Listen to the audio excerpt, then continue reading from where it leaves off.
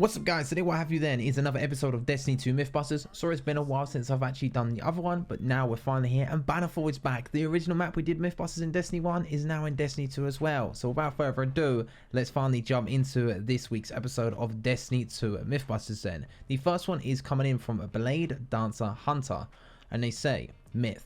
If you do the default human breakdance and someone shoots in the head while you're upside down, it will count as a headshot. So, of course, we put this one to the test, and let's just say it took a while for me to actually hit a headshot while they are upside down. I got quite a few potato shots while doing this, but you know, here's the footage that we managed to achieve.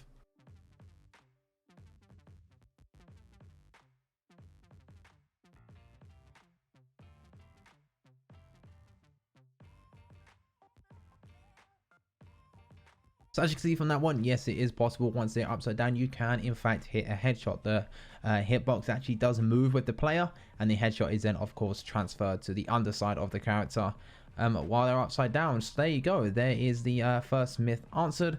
Let's move on to the next one then, which is coming in from Nobody Here. Myth. The teleport sword can be used for a Nova Bomb or other deadly incoming force. Basically, is there a time of invulnerability while in that teleporting state?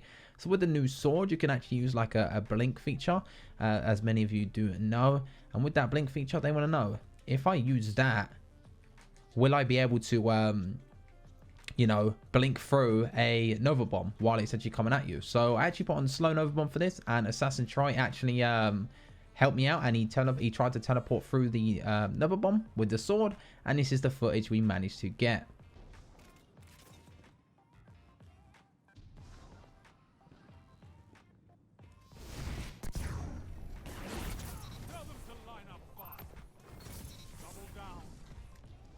So as you can see from that, no, it's not possible. I actually had some communication with Assassin Troy, and he said once you try and blink through that Nova Bomb, what actually happens is your character goes through a stopping phase, and your character just completely stops, and then you know, you get just killed by the Nova Bomb. So it is not possible, unfortunately, but you know, it is what it is. We finally got the footage.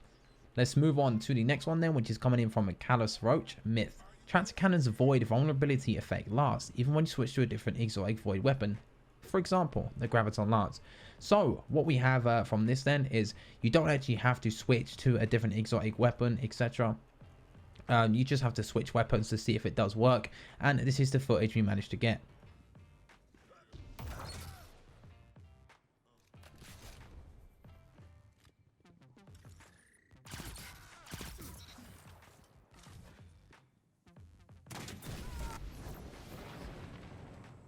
So as you can see from that gameplay, I tracked a cannon my friend. He had the effect on him, which lasts for 10 seconds. The debuff lasts for 10 seconds in Crucible.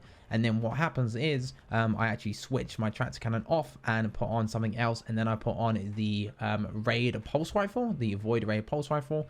I put that on, and then I shot Nebula. And as we can see, I was still getting yellow numbers. And he even told me on his screen that the debuff still had a countdown, even though I took off the tractor cannon. So there we have it. That one works right there. So yes, the tractor cannon's void vulnerability effect does last, even if you do switch your weapons once you actually dunk someone with the tractor cannon. Let's move on to the next one then, which is from that guy.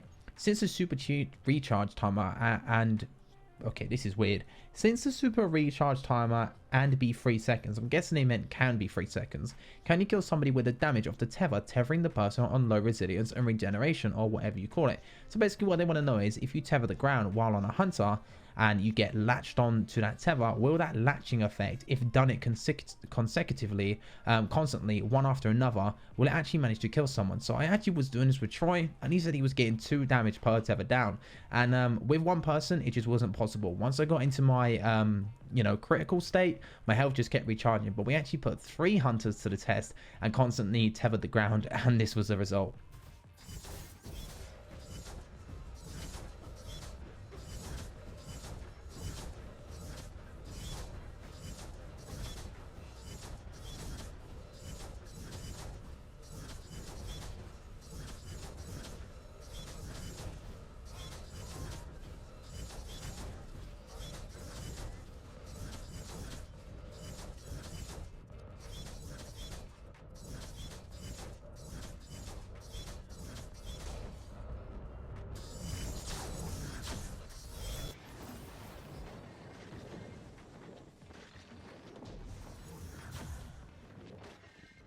So as you can see, it is possible. It takes a while, but it is possible, and it was quite fun to do. It was quite crazy hearing all the tethers going off one after the other constantly. So there you go, there is that one answered. And I've moved on to the last and final one then from nobody here. They say myth. Hard light does more damage per ricochet. So of course with the ricochet and hard light, we know pretty much what hard light does. You know, it's been in Destiny 1, it ricochets off walls or the ground, etc. And they want to know, does it do more bullet per ricochet? So I actually put this to the test. At first, I'll show you the footage of me shooting my friend in the body normally, and then I will show ricochet rounds. So let's show the footage.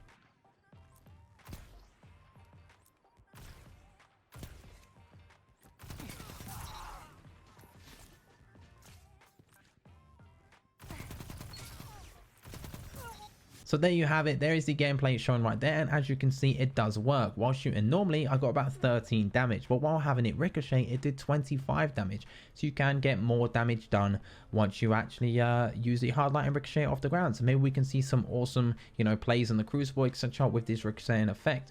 Who knows? But that is Destiny Mythbusters recorded for you guys. So I hope you have enjoyed. If you have, leave a like. That would be greatly appreciated. Subscribe to my channel if you're new. Comment down below your Destiny 2 Mythbusters for the next episode, and I'll see you guys on the next video.